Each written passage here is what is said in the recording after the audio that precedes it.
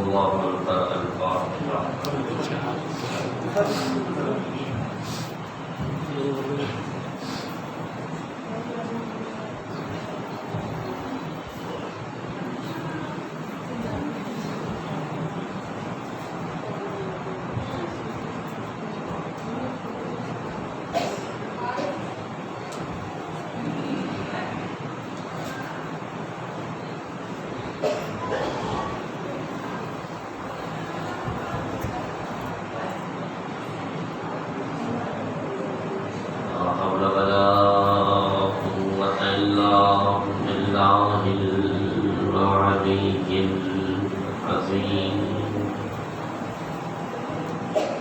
حسبنا الله ونعم الوكيل نعم المولى ونعم النصير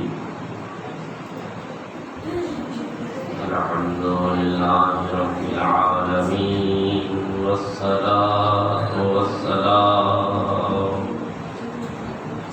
على أشرف الأنبياء والمرسلين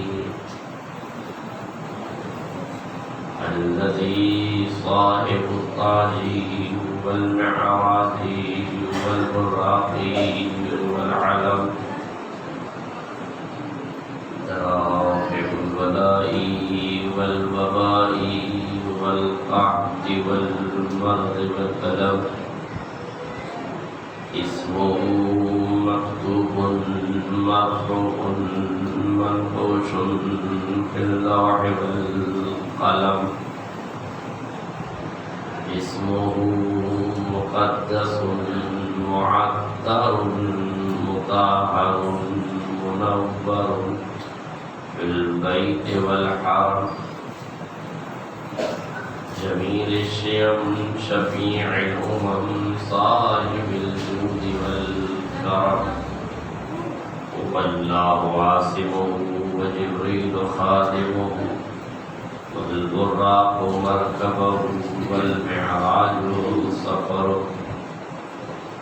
سدرة المنتهى قاب قوسين وأدنى سيد الثقلين نبي الحرمين إمام القبلتين محبوبا بالمشرقين والمغربين مولى للكونين جد الحسنين أبي القاسم محمد اللهم صل على محمد وعلى محمد وعلى آل بيته الطيبين الطاهرين المعصومين المظلومين ولعنة الدائمة الباقية على أعدائهم أجمعين من الآن إلى قيام يوم الدين أما بعد فقد قال رسول الله صلى الله عليه وآله وسلم الحسن والحسين وابنايا إمامان قاما أو قعدا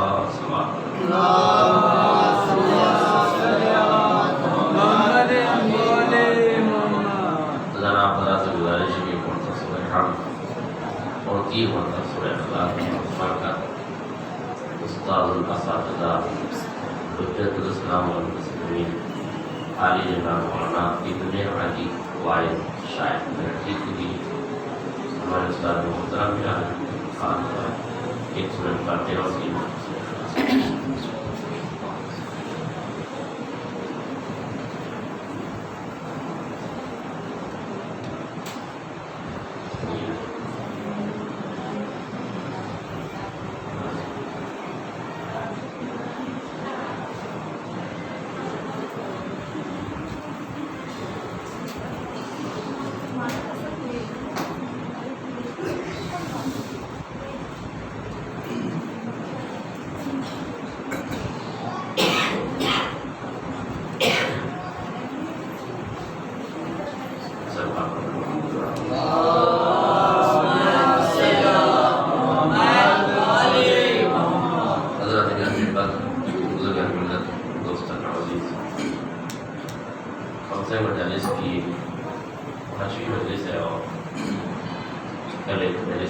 سے اضافے کی ہے۔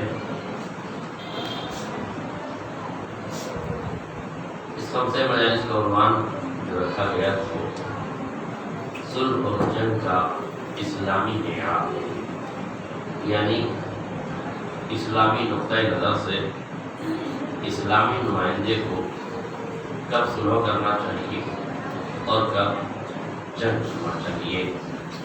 دونوں طرف سے قرآن مجید کی آیتیں شاہد ہیں، یا ایھا الذین آمنوا قاتلوا فی سبیل اللہ الذین یقاتلونکم، جو تم سے لڑے ان سے تم لڑو، اور یہ بھی ہے ان جنحوا للسلم فاجنحوا، اگر لوگ تمہارے سامنے صلح کے لیے پر پھیلا دیں تو ان کے ساتھ صلح کرو۔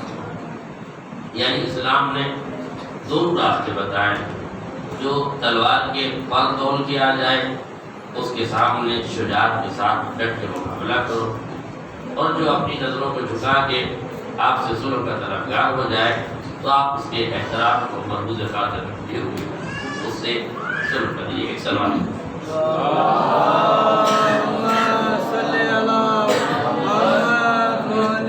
اس کے لیے میں نے آپ کے سامنے جو حدیث مبارکہ پیش کی ہے وہ نبی رحمت کی بڑی مشہور و معروف حدیث ہے، جس کو بین الفریقین یعنی علماء اہل سنت نے بھی اور علماء اہل شیعہ نے بھی جس کو تسلیم کیا ہے کہ پیغمبر نے فرمایا میرے حسن حسین دونوں میرے بیٹے ہیں اور یہ دونوں وقت کے امام ہیں، چاہے یہ جنگ کے لیے قیام کریں یا یہ صلح کے لیے بیٹھ جائیں، یعنی یہ بیٹھے رہیں تب بھی امام ہیں، یہ کھڑے ہو جائیں تب بھی امام ہیں، یہ جنگ کرے تب بھی امام ہے، یہ صلح کرے تب بھی امام ہے، اس لیے کہ یہ میرے بیٹے ہیں، اور جو رسول کا لفظ جگر ہو اس کا مزاج ایسا ہی ہونا چاہیے جس کے تقاضے اسلام کرے، اس کا طریقہ کار ایسا ہی ہونا چاہیے جس کے تقاضے اسلام کرے۔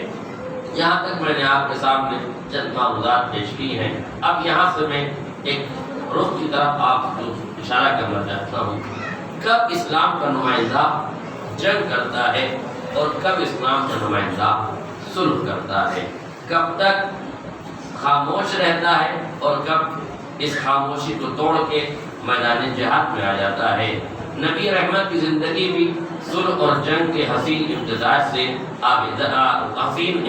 سے ہے، یعنی نبی رحمت نے جنگیں بھی کی ہیں، غزوات و سریات کی شکل میں 83 جنگیں پیغمبر اسلام نے لڑی ہیں، جن کے 2 نام لیے گئے ہیں، غزوات جس میں پیغمبر شریک ہوئے ہیں، سریات جس میں پیغمبر نے شرکت نہیں کی مگر حکم پیغمبر سے وہ جنگیں ہوئی ہیں، اور یہ تقریباً ساری جنگیں ڈیفینس پوزیشن پہ ہوئی ہیں، اٹیک پوزیشن پہ کوئی جنگ بظاہر نہیں ہوئی ہے۔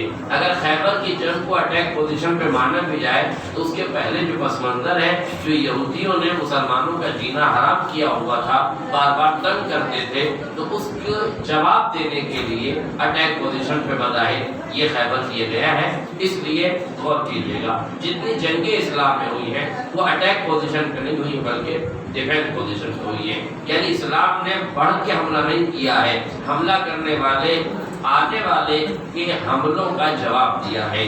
دلیل یہ ہے توجہ سے سنیے گا، دلیل یہ ہے کہ جتنی جنگیں پیغمبر نے لڑی ہیں ساری جنگیں مدینے کے آس پاس لڑی ہیں، اور نہیں کیا آپ نے، ساری جنگیں مدینے کے آس پاس لڑی ہیں۔ مدینہ نبی کا گھر ہے، مدینہ نبی کا گھر ہے، لوگ مدینے پر حملہ کرنے آئے ہیں، نبی حملے کا جواب دینے کے لیے مدینے سے باہر نکلے ہیں۔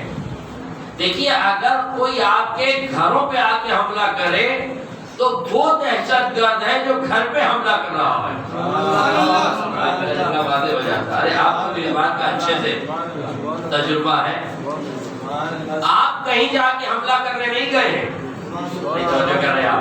آپ نے کہیں جا کے حملہ نہیں کیا تھا، لوگوں نے آپ پر حملہ کیا تھا۔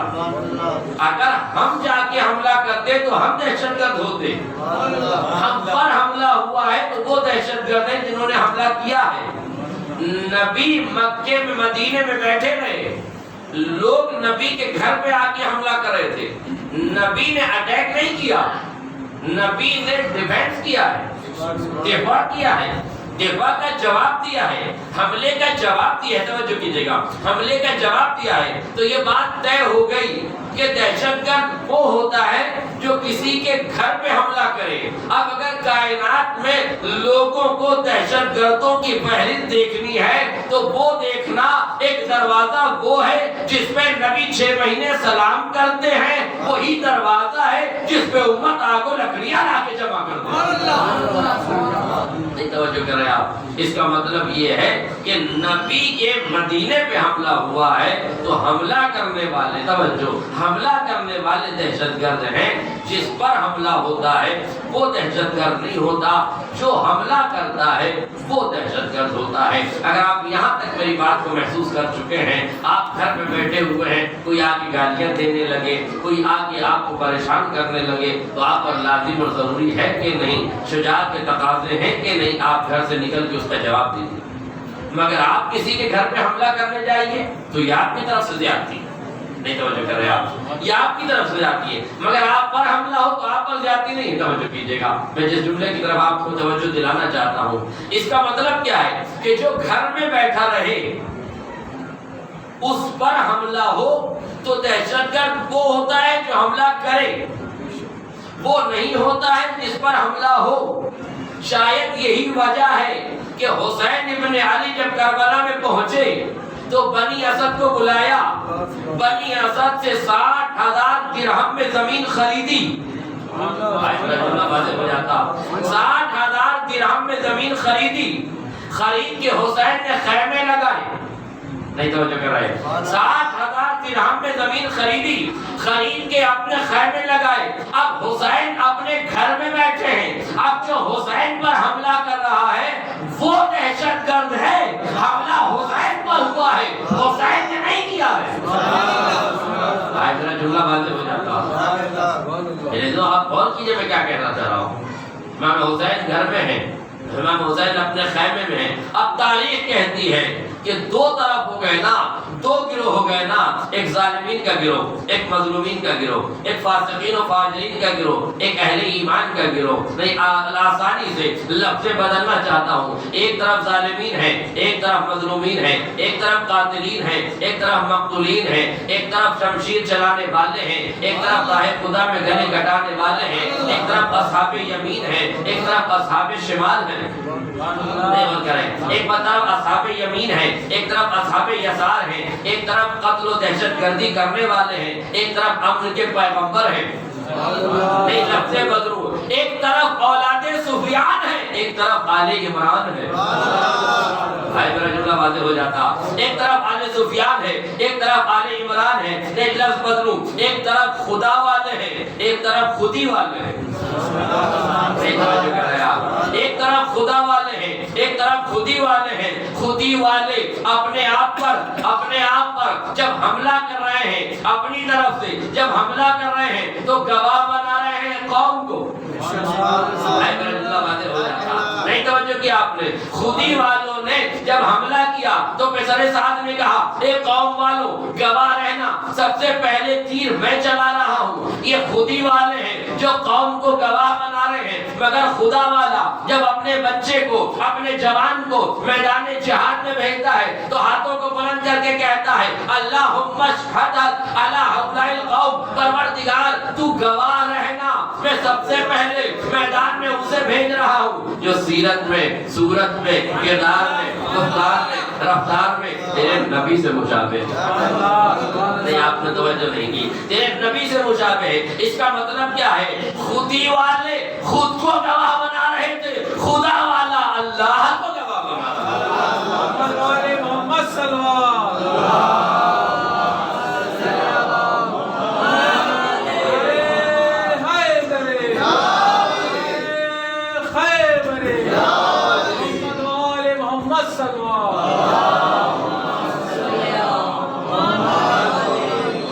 سلطنتوں کی پوجا کرنے والے ایک طرف ہیں، عصمتوں کے طرفدار ایک طرف ہیں، حکومتوں والے ایک طرف ہیں، حکمتوں والے ایک طرف ہیں، اور فرما رہے ہیں ظلم کی تعبیر کرنے والے اور ہیں، صبر کی تفسیر کرنے والے اور ہیں۔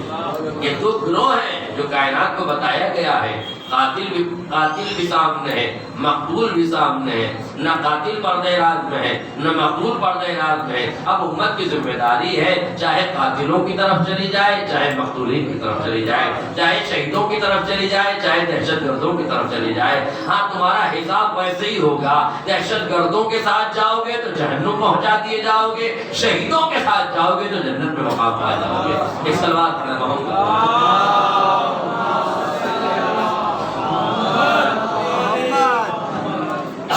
میرا خیال آپ سمجھ میں آیا ہمارے کہ امام حسین نے زمین کیوں خریدی؟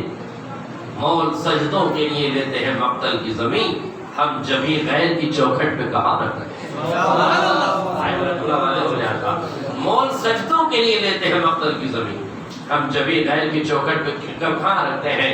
ہم جبھی غیر کی چوکھٹ پہ کہاں رکھتے ہیں؟ اور کیا آپ نے اس کا مطلب کیا ہے؟ فرزند رسول گھر خرید رہا ہے، زمین خرید رہا ہے، غور کیجئے گا جملے پر، خریدی تھی تو خاک بلا تھی۔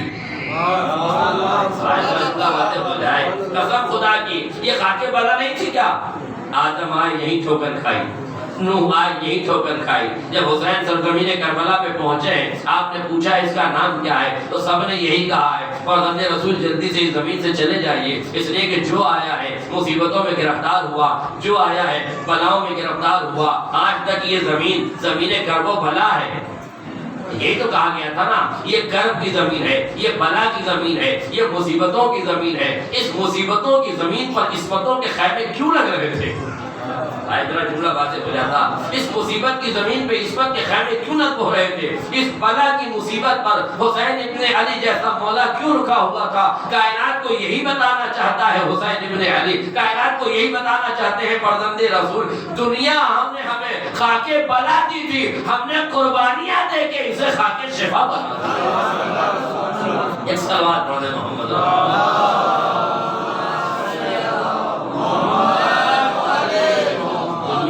خاک بلا دی تھی، ہم نے اسے خاک شفا بنا دیا ہے۔ مولا یہ زمین خریدی کیوں ہے؟ کہا ہم جس زمین پہ دفن ہونا چاہتے ہیں وہ زمین ہماری ہونا چاہیے تاکہ ہم وہاں دفن ہوں، ہم غیروں کی زمین میں دفن نہیں ہوتے، ہم بغیر اجازت کے دفن نہیں ہوتے۔ کائنات کو پتا تو چلے کہ حقیقی امام وہ ہوتا ہے جو ہر جگہ دفن نہیں ہوتا۔ جملہ واضح ہو جاتا اور فرمائے حقیقی امام وہ ہے جو ہر جگہ دفن نہیں ہوتا۔ لفظ بدل کے کہہ دوں، امام وہ ہوتا ہے، خلیفہ وہ ہوتا ہے، حاکم وہ ہوتا ہے جو غصبی زمین پہ دفن نہیں ہوتا۔ وہ کون سا خلیفہ ہوگا جو خلافت بھی غصب کرے، جائے دفن بھی غصب کر لے؟ آئے میرا جملہ واضح ہو جاتا ہے۔ ایک صلوات پڑھیں محمد۔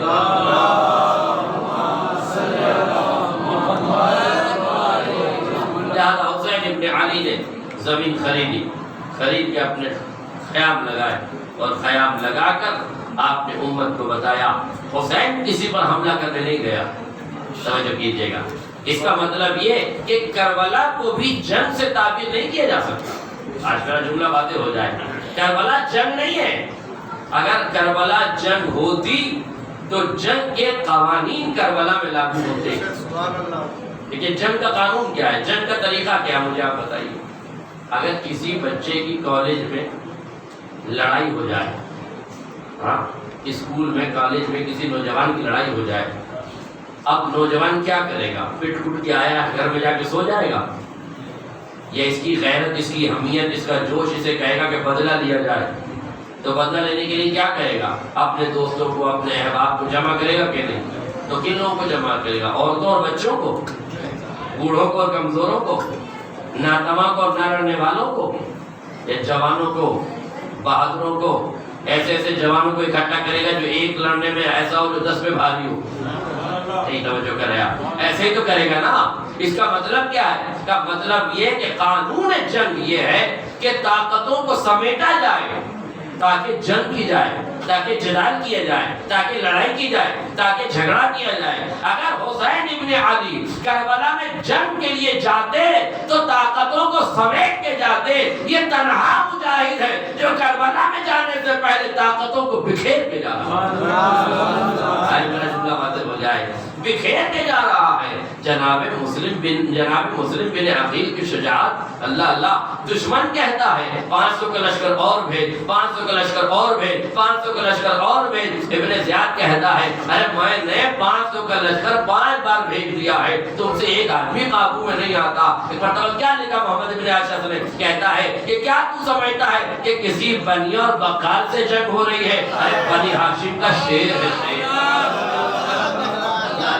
تم لڑنے جاتے ہو تو ایک آدمی کو ایسے لڑتے ہو جو 10 پہ بھاری ہو۔ ارے حسین کا یہ شیر 2500 پہ تنہا بھاری تھا، مگر پھر بھی حسین نے کوفے بھیج دیا۔ اگر کربلا جنگ کے لیے جاتے تو تلواریں طاقتیں سمیٹ کے جاتے، حسین طاقتیں بکھیر کے جاتے۔ اس کا مطلب یہ ہے کہ کربلا جنگ کا عنوان نہیں دیا جا سکتا۔ کربلا جنگ نہیں ہے میرے۔ اور دوسری دلیل سن لیجیے کہ کربلا جنگ نہیں۔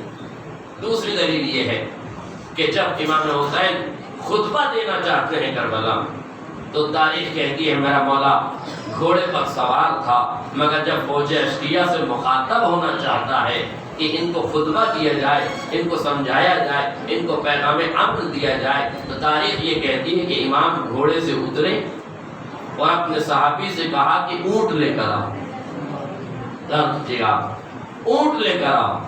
جیسے امام نے کہا سواری سے اترے، اونٹ منگایا، امام اب اونٹ پر سوار ہوئے۔ اونٹ پر سوار ہونے کے بعد آپ نے خطبہ دیا۔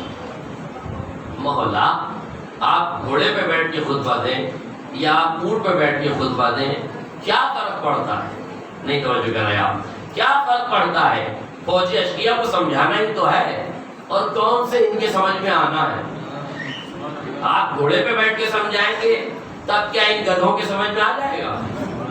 میرا جملہ واضح ہو جاتا۔ جب آپ اونٹ پہ بیٹھیں گے تو کیا ان بدو عربوں کے سمجھ میں آ جائے گا؟ نہیں میرے مولا، آپ گھوڑے پہ بیٹھیے یا آپ اونٹ پہ بیٹھیے، ان بدوؤں کے، ان جاہلوں کے، ان ظالموں کے کچھ سمجھ میں آنے والا نہیں ہے۔ مولا پھر آپ سواری کیوں بدل رہے ہیں؟ کہ سواری ان کے لیے نہیں بدل رہا ہوں، سواری تاریخ کربلا کے لیے بدل رہا ہوں۔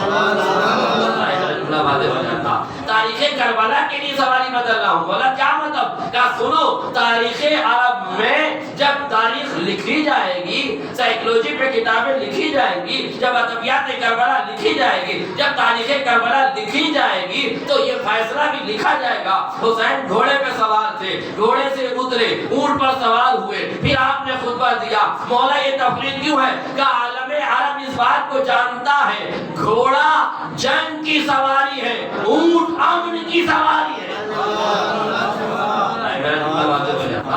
گھوڑا جنگ کی سواری ہے، اونٹ امن کی سواری ہے۔ یہ امن کا پیغمبر ہے، یہ امن کا برگزیدہ خدا ہے، یہ امن کا پیغمبر ہے، یہ خدا کا وہ برگزیدہ بندہ ہے، یہ خدا کا وہ منتخب بندہ ہے، یہ خدا کا وہ مصطفیٰ اور مجتبیٰ اور مرتضیٰ بندہ ہے جو اپنی سیرت سے کائنات کو آگاہ کرنا چاہتا ہے۔ حسین کربلا میں جنگ کرنے نہیں آیا ہے، پیغام امن دے دے۔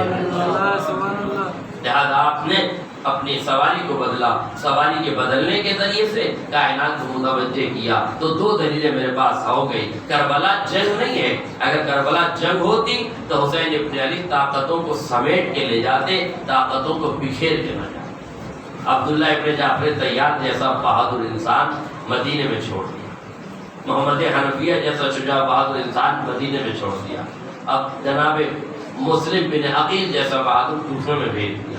امام سجاد کی تاریخ کہتی ہے کہ دعا کی کہ خدا ان کو اس جنگ میں محفوظ رکھے، لہذا وقتی طور سے مرض طاری ہوا، جو ہم عابد بیمار کہتے ہیں کہ مستقل بیمار نہیں تھے، موقتاً بیمار، جیسے عام طور سے لوگ زندگی میں ایک دو بار بیمار ہو جاتے ہیں کہ نہیں ہو جاتے، ایسے حکمت کے تقاضے یہ تھے، عصمت کی مصلحت کے تقاضے یہ تھے کہ امام بچ جائیں تاکہ مقصد حسین کی ترجمانی ہو جائے، تاکہ بیعت کا مکمل انکار حسین کا بیٹا کر سکے، اس لیے وقتی طور سے بیمار کہا گیا ہے۔ اس کا مطلب یہ نہیں کہ آپ زندگی بھر یہ کہتے ہیں عابد بیمار یعنی مستقل بیمار۔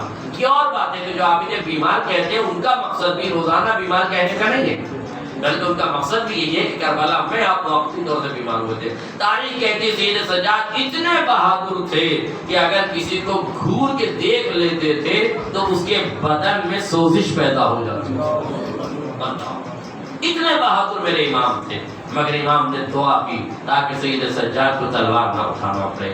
اب ایک بہادر حسین کے ساتھ تھا جو چشم و ابرو کے اشارے پر یزیدی فوجوں کا قلعہ بما کر سکتا تھا، مگر ہاں اس کو بھی حسین ابن علی نے اپنی طاقت کو بھی تقسیم کرنے کی پوری کوشش کی ہے۔ امام نے جناب عباس نے کہا میرے بھائی کنویں کھودو، 9 کنویں جناب عباس نے کربلا میں کھودے ہیں۔ مولا یہ کنویں کیوں کھدوا رہے ہیں؟ کیا آپ ٹھوکر ماریں گے تو پانی نہیں نکل جائے گا؟ آپ کے ہاتھوں آپ کے ٹھوکر سے پانی نکل جائے گا؟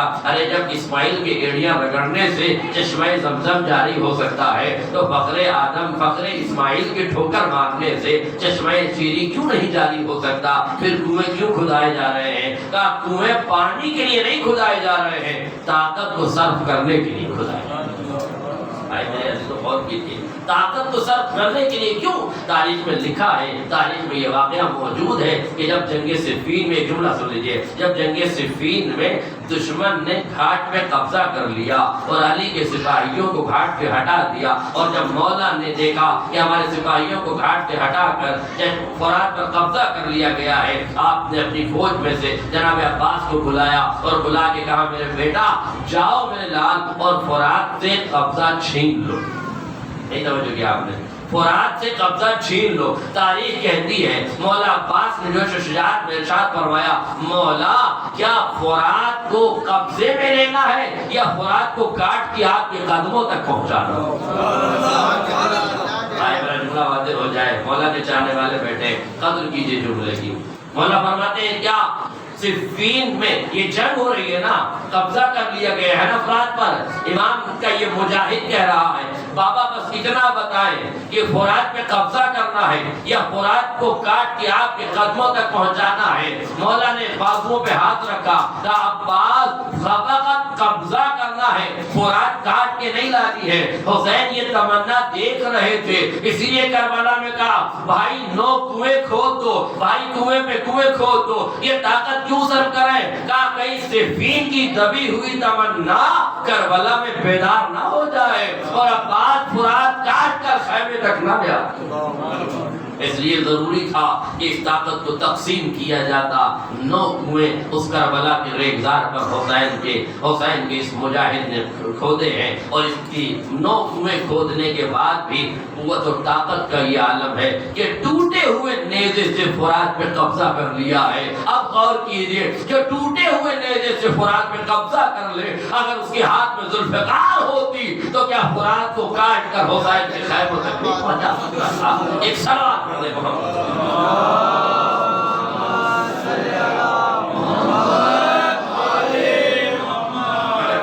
جملہ کہوں گا کہ اسلامی حاکم، اسلام کا نمائندہ وہی ہوتا ہے جو معیار صلح اور جنگ کو پہچانتا ہے۔ کہاں طاقت کا استعمال کر کے فرات کو چھین کر اپنے پیاسوں کو پانی پلانا ہے، اور کہاں فرات پہ قبضہ کر کے کائنات کو اپنے قبضے کا اظہار کروانا ہے۔ یہ اسلامی نمائندے ہی جانتے ہیں کہاں سر کٹانا ہے، کہاں سر کاٹنا ہے، کہاں تلوار چلانی ہے، کہاں صلح کے لیے پر پھیلانے ہیں۔ عباس ابن علی سے بہتر کائنات میں کون ملے گا جو قبضہ شمشیر پر ہاتھ رکھ کے واپس لے آئے، تاکہ صلح کا معیار بھی بتا دیا جائے، جنگ کا عنوان بھی بتا دیا جائے۔ ایک سلوات پڑھ دیں محمد۔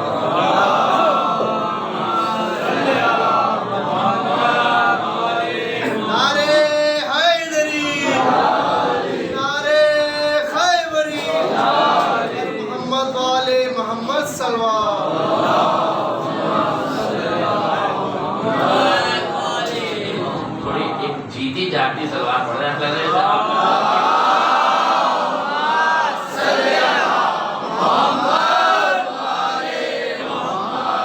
مجھے آج کیوں ایسا محسوس ہو رہا ہے کہ آپ بہت زیادہ تھکے ہوئے ہیں سننے کے موڈ میں۔ آج آخری مجلس میں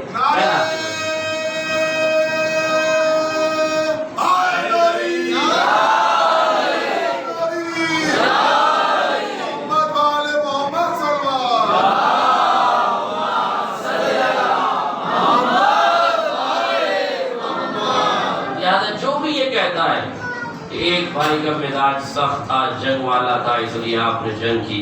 ایک بھائی کا مزاج صلح پسند تھا، اس لیے ایک بھائی نے صلح کر لی. میرے عزیزوں، یہاں بات مزاج کی نہیں ہے، یہاں بات اسلام کے علاج کی ہے. یہاں بات مزاج کی نہیں ہے.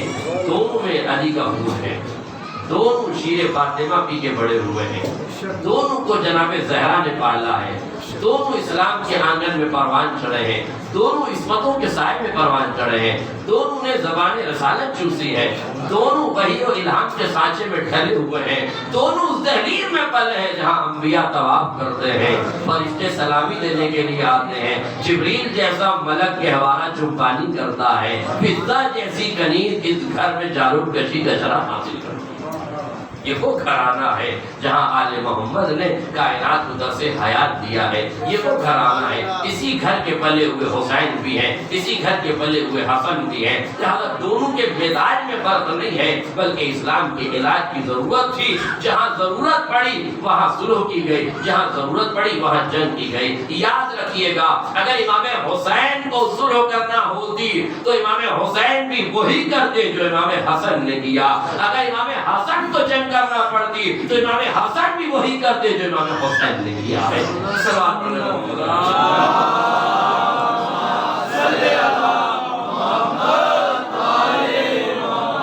اور دیکھیے کب انسان، میں نے جو جملہ کیا تھا وہیں پھر میں وضاحت کرنا چاہتا ہوں کہ کب انسان صلح کرتا ہے اور کب انسان جنگ کرتا ہے. نبی کی زندگی بھی صلح اور جنگ سے عبارت ہے، مولا کائنات کی زندگی بھی صلح اور جنگ سے عبارت ہے. کیا فاتح بدر و حنین نے 25 سال خاموشی اختیار نہیں کی؟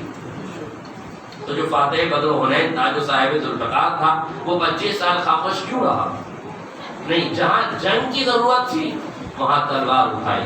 جہاں خاموشی سے اسلام بچانا تھا وہاں 25 برس خاموش بیٹھ کے اسلام بچایا. نہیں، آپ توجہ کریں، وہاں خاموش بیٹھ کے اسلام بچایا. اور جب یہ دیکھا کہ ظاہری تخت خلافت پر آپ متمکن ہوئے ہیں اور سوزشوں اور سازشوں کا بازار گرم ہو رہا ہے، تو پھر ذوالفقار نے کروٹ بدلی اور پھر علی میدان جہاد میں آ گئے. مولا، اب آپ جہاد میں تھے تو خاموش کیوں رہے؟ جب آپ خاموش تھے تو تلوار کیوں اٹھائی؟ کہا کبھی تلوار کے پر تولنا ضروری تھا تاکہ اسلام کو پھیلایا جائے، کبھی خاموش ہونا ضروری تھا تاکہ اسلام کو بچایا جائے. اب تلوار اٹھانا ضروری ہے کہ اب غیروں کے بجائے اپنے اندر کے دشمنوں سے نپٹنا ضروری ہے، اس لیے تلوار اٹھانا بھی ضروری ہے. ایک سلوات پڑھیں محمد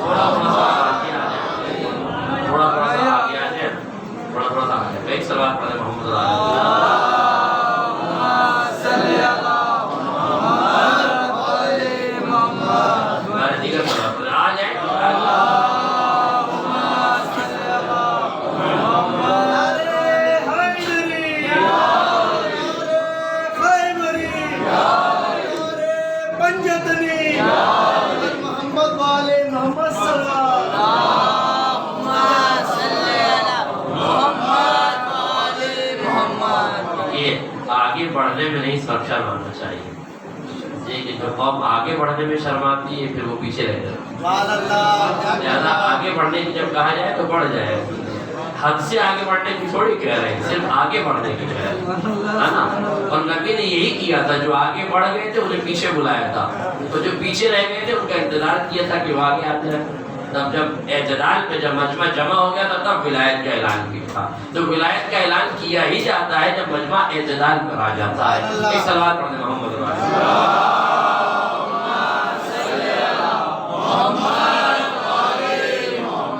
تو نبی کی زندگی صلح اور جنگ کے حسین امتداد سے، مولا کی زندگی صلح اور جنگ کے حسین امتداد سے، صلح اور جنگ کی عبارت سے مزین ہو کے اسلام پروان چڑھا ہے. کبھی اسلام کو صلح کی ضرورت ہوئی اور کبھی اسلام کو جنگ کی ضرورت ہوئی. توجہ کیجیے گا، یہاں تک اگر بات مکمل ہوگی، خود نبی کی زندگی میں بھی جہاں تک نبی نے صلح کرنا چاہی، جہاں تک حالات نے صلح کی اجازت دی، جہاں تک کفر و شرک کے جائز مطالبات تھے، پیغمبر نے جائز مطالبات کو پورا کیا۔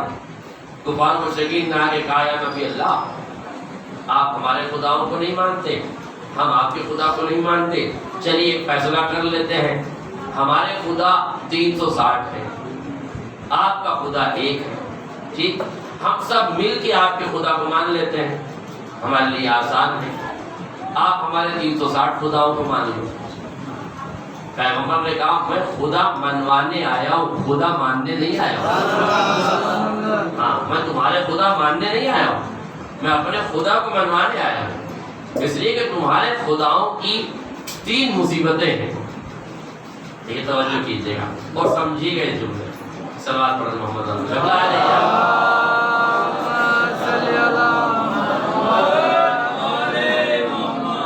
آ جائیے کوئی بات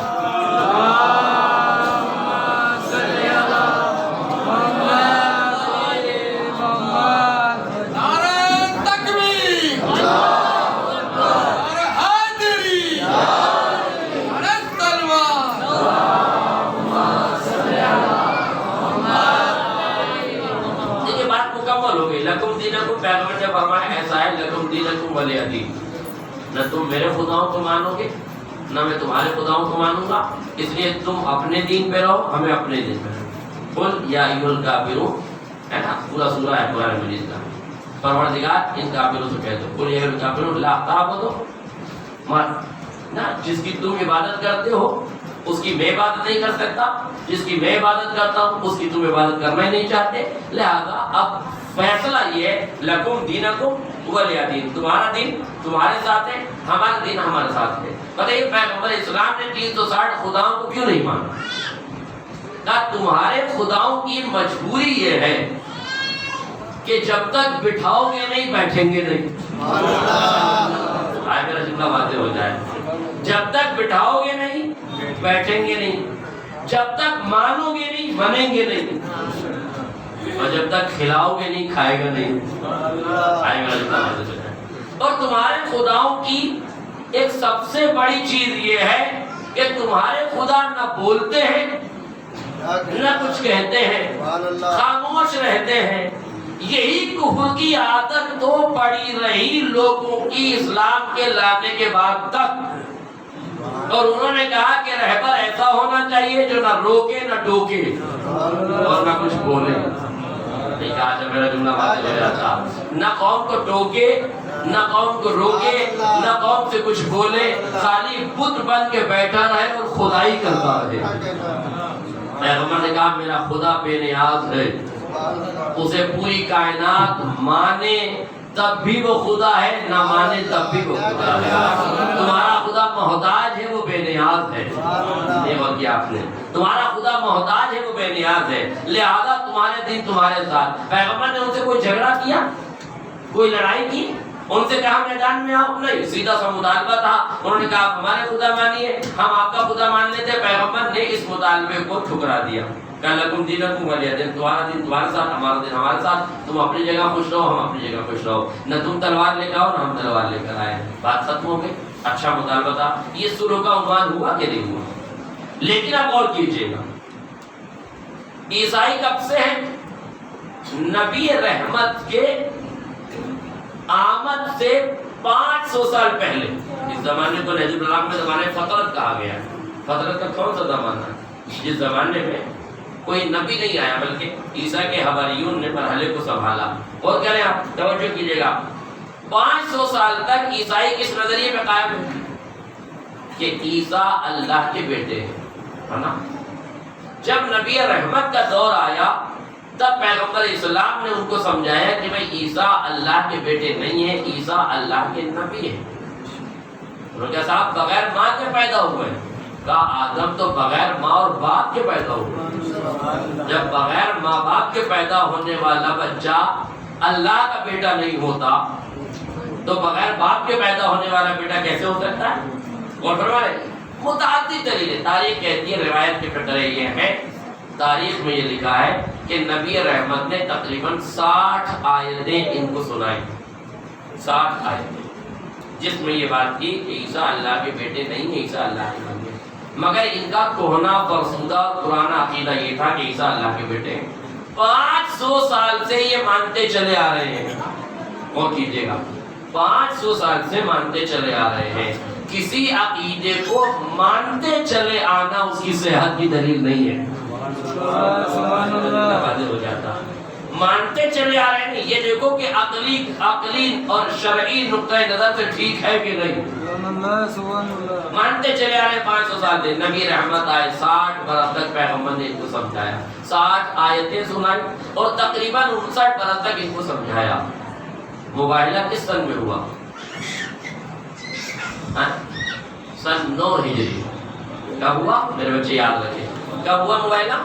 9 ہجری میں۔ 6 ہجری میں صلح حدیبیہ ہے، 7 ہجری میں فتح خیبر ہے، 8 ہجری میں فتح مکہ ہے اور 9 ہجری میں مباہلہ ہے۔ غور کیجئے گا، 9 ہجری میں مباہلہ ہے۔ نبی کب شہید ہوئے؟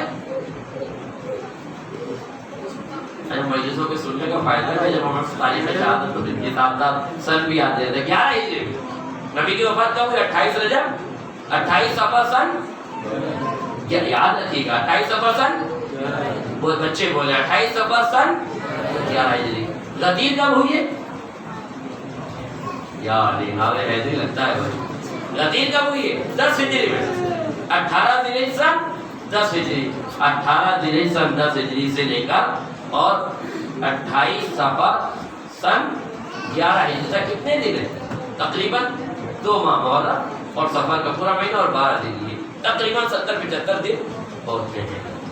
سوچ لیجیے امت کا حافظہ کتنا کمزور تھا کہ 70 دن پہلے نبی نے جسے ہاتھوں پہ بلند کیا تھا وہ بھول گئے چند ہی دنوں کے بعد۔ نبی کی آنکھ بند ہوئی اور بھول گئے۔ آپ تو 5-5 سال میں بھولتے ہیں، وہاں تو لوگ 70 دن میں بھول گئے۔ ایک سلوات پڑھیں محمد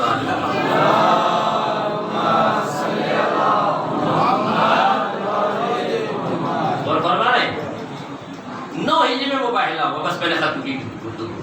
9 ہجری میں مباہلہ ہوا۔ مباہلے کی اساس عیسیٰ کو اللہ کا بیٹا مانتے ہیں عیسائی، اللہ کا نبی کہتے ہیں پیغمبر۔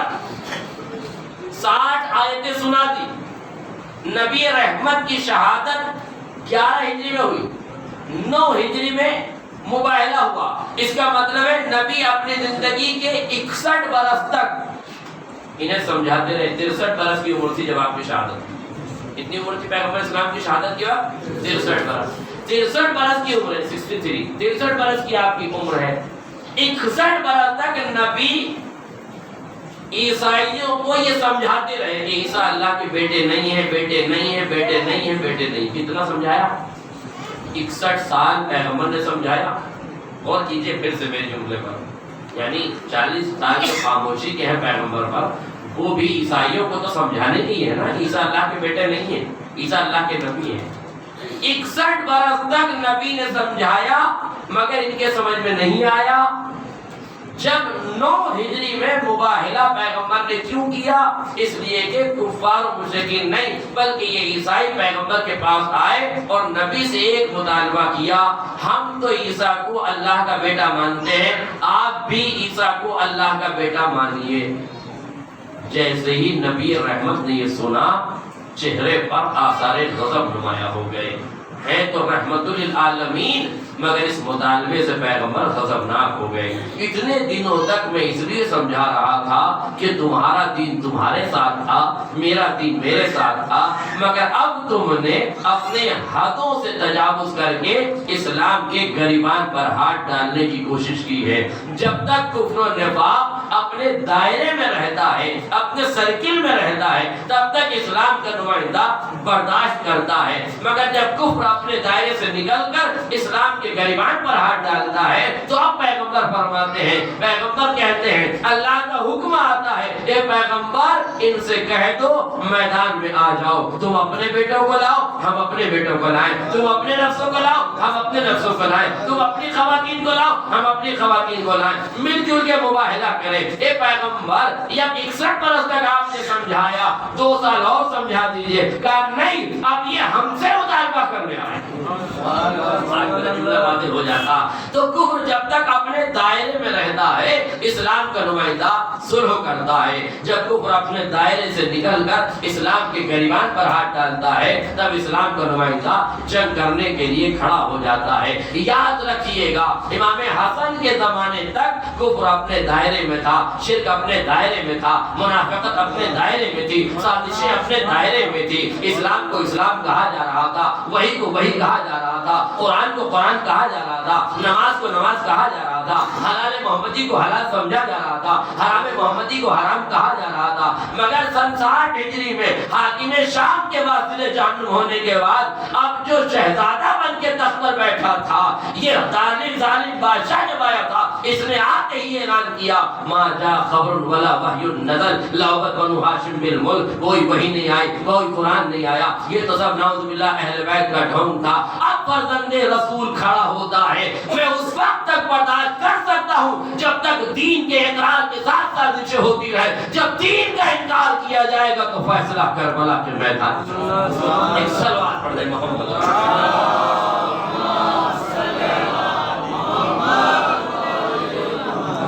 मैं आप तक अपना पैगाम पहुंचा सकता और आपको समझा सकता, आसान लफ्जों में आप तक बात को पहुंचा सकता। मेरे अजीजों, जब तक कुफ्र और निफाक अपने दायरे में था, इस्लाम के नुमाइंदे ने सुलह की। अब समझ में आया कि इमाम हसन ने सुलह क्यों की, इमाम हुसैन मैदान में क्यों आ गए। जब पैगंबर इस्लाम एक जमाने तक बर्दाश्त करते रहे, मगर जब कुफ्र अपने दायरे को तोड़कर इस्लाम के गरीबान पर हाथ डालता है, तब इस्लाम का नुमाइंदा बर्दाश्त नहीं करता, क़याम करता है और मैदान में बुलाता है ताकि इस मैदान में लाके इसका जवाब दिया जाए। यही हुसैन इब्न अली ने कहा कि या नाना, मैं आपकी सीरत पर हूँ, आप मैदान में गए थे ना, बच्चों को लेके गए थे, बीवियों को लेके गए थे, नफ्स रसूल की शक्ल में आप अली को लेके गए थे। लीजिए, मैं भी करबला जा रहा हूँ। अब मैं अपना आना की जगह अली असगर को लेके जाऊंगा, मैं निसा आना की जगह ज़ैनब उम्मे कुलसूम को लेके जाऊंगा, मैं अनफुसना की जगह अब्बास को लेके जाऊंगा, मुस्लिम को लेके जाऊंगा, आले मोहम्मद को लेके जाऊंगा। क्यों मौला, ये करबला में क्यों जा रहे हैं? कहा फिर वही वक्त आ गया है जब दीन का इनकार किया जा रहा है, जब वही का इनकार किया जा रहा है, और ये मुमकिन नहीं है कि हुसैन की जिंदगी में दीन का इनकार हो जाए, हुसैन की जिंदगी में शरीयत का इनकार हो जाए। अब हुसैन इब्न अली ने आवाज दी, इनका दीन मुहम्मदिन लम यस्तकिम इल्ला बिक़त्ली फया सुयूफ खुज़ीनी। ए नाना के दीन अगर तेरी बका इस बात पे मुनहसिर है कि मेरे टुकड़े टुकड़े हो जाएं, तो ये नाना के दीन तेरे बचाने के लिए, तेरी इस्तिकामत के लिए तलवारों आओ मेरा गला काट दो, मेरे जिस्म के टुकड़े टुकड़े कर दो, मगर मैं इस्लाम को मिटने नहीं दूंगा, मगर मैं दीन को मिटने नहीं दूंगा।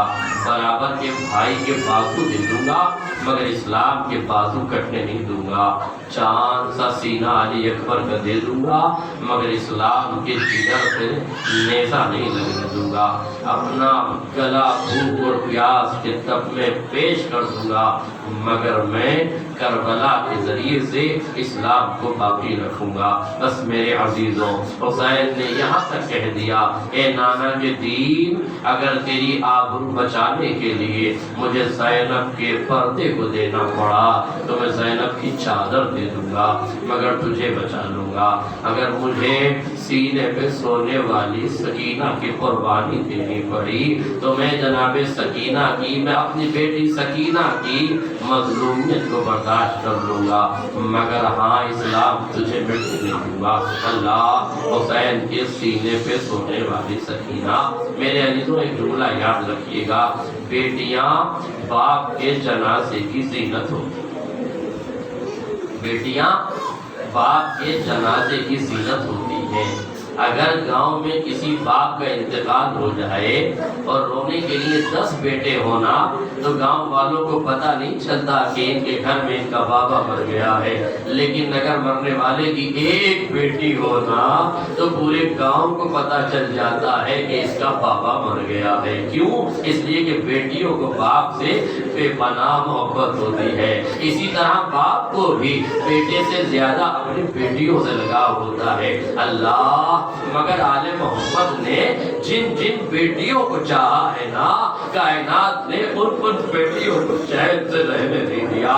رسول جس بیٹی کو بے پناہ چاہتے تھے، جب نبی کی ایک لوتی بیٹی تھی جس کے لیے رسول کبھی قیام کرتے تھے، کبھی احترام کے لیے کھڑے ہو جاتے تھے، کبھی جس کے دروازے پہ ایک دن نہیں 6 مہینے تک جس کے دروازے پہ السلام علیکم یا اہل بیت النبوہ کہہ کے رسول جس دروازے پہ سلام کرتے تھے، اتنی محبت فاطمہ سے تھی رسول کو کہ تاریخ نے لکھا ہے کہ جب رسول سفر پہ جاتے تھے تو سب سے آخر میں فاطمہ سے ملتے تھے، اور جب سفر سے آتے تھے تو سب سے پہلے فاطمہ سے ملتے تھے، تاکہ جب جاؤں تب بھی فاطمہ کو دیکھ کے جاؤں، اور جب آؤں تو سب سے پہلے فاطمہ کا دیدار کروں۔ اللہ اللہ، کتنی محبت تھی فاطمہ سے رسول اسلام کو۔ تاریخ میں لکھا ہے جو بیٹی اپنے باپ سے بے پناہ محبت کرتی تھی نا، امت نے اس بیٹی کو چین سے رہنے نہیں دیا۔ ابھی نبی کا کفن بھی میلا نہ ہوا تھا کہ اس بیٹی کو یہ مرثیہ پڑھنا پڑا، صفت علی مصائب لو انہا صفت علی اللیات سننا لیا۔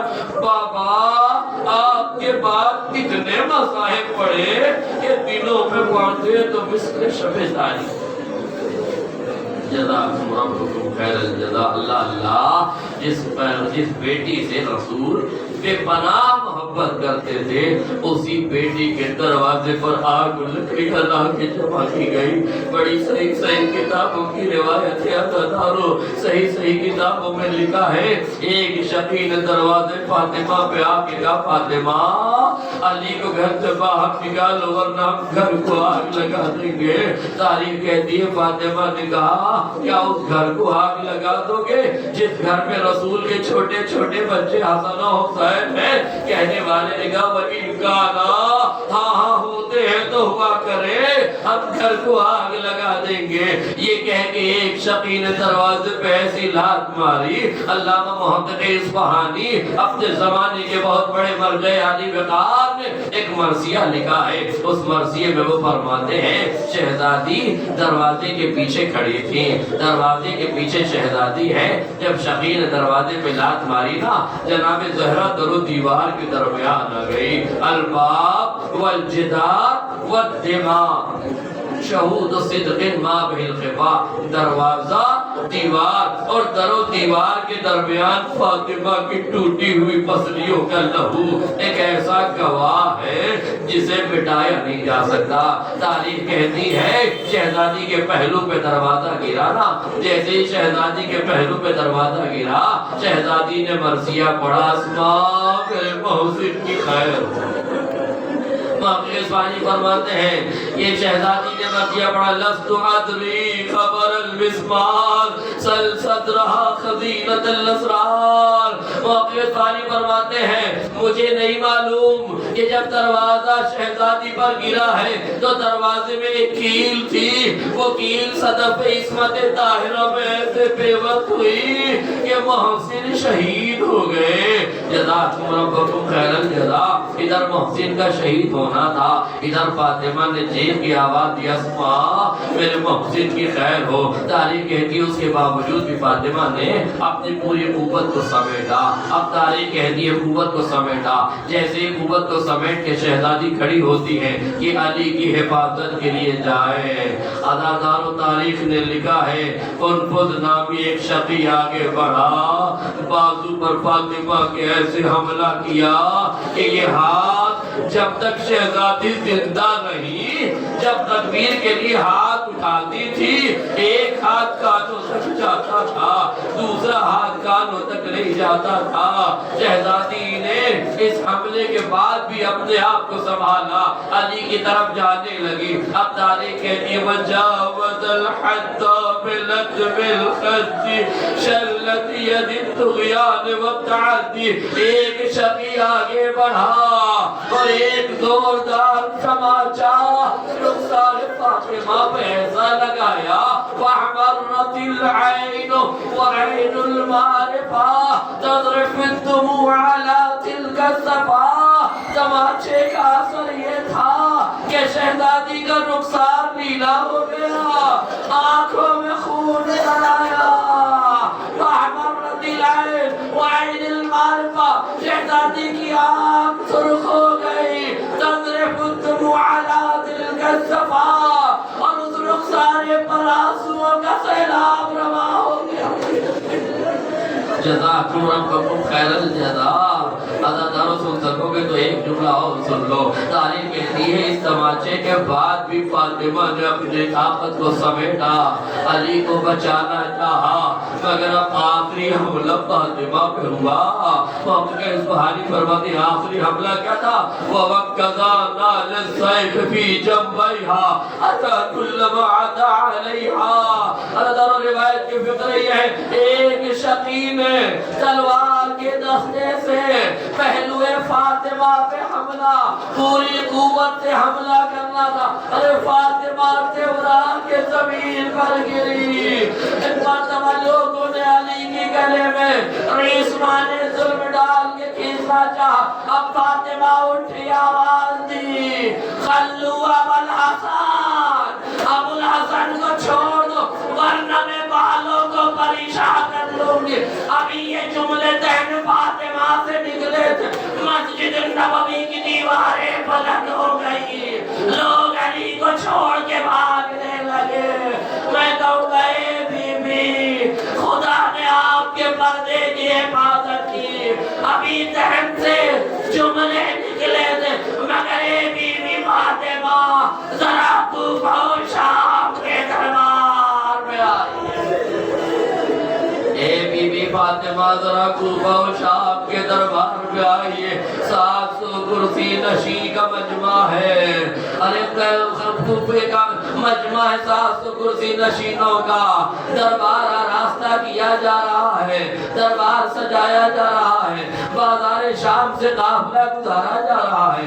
آج رسول نے جس بیٹی سے سب سے زیادہ محبت کی دنیا نے اسے چین سے نہ رہنے دیا ہاں علی نے جس بیٹی سے سب سے زیادہ محبت کی دنیا نے اسے بھی چین سے نہ جینے دیا درباروں اور بازاروں میں پھیلایا گیا آزادہ حسین نے جس بچی سے سب سے زیادہ محبت کی اس بچی کو بھی دنیا نے چین سے نہ رہنے دیا فاطمہ کے پہلو پہ دروازہ گرایا تو سکینہ کے رخسار میں تماچے لگائے فاطمہ کا پہلو زخمی کیا تو زینب کے گلے میں ریسمہ نے ظلم ڈالی گئی کبھی شانے باندھے گئے کبھی گلے میں ریسمہ نے ظلم ڈالی گئی کبھی سکینہ کو تماچے لگائے گئے ارے جن بیٹیوں کو آل محمد نے سب سے زیادہ چاہا انہی بیٹیوں کو امت نے سب سے زیادہ اذیت ہے وا محمد وا علی وا انا للہ و انا الیہ راجعون بذنب خطا سيعلم الذين ظلموا أي منقلب ينقلبون ربنا تقبل منا إنك أنت کریم پروردگار واسطہ محمد علیہ محمد کے مختصر سی عبادت کریم پروردگار واسطہ محمد علیہ محمد رونے والی عبادت کریم پروردگار حاضرین کے دعاؤں کو سجا بانیان عطا کی توفیقات میں اضافہ فرما بانیان عطا کی روزی میں برکت عطا فرما تمہاری توفیق عطا فرما کہ ہر سال اسی طرح ذکر فرزند رسول کرتے رہے فاطمہ زہرا سلام اللہ علیہ کو شاد و خوش کرتے رہے کریم پروردگار ہمارا امام ہم سے راضی خوب ہو جائے کریم پروردگار واسطہ محمد محمد کا اس مروز وائرس کرونا کا خاتمہ فرما عالم انسانیت کو اسے نجات عطا فرما کریم پروردگار اور امتحان نہ لے یوسف الزہرا امام زمانہ کے ظہور میں تعجیل فرما اور ہمیں ان کے انصار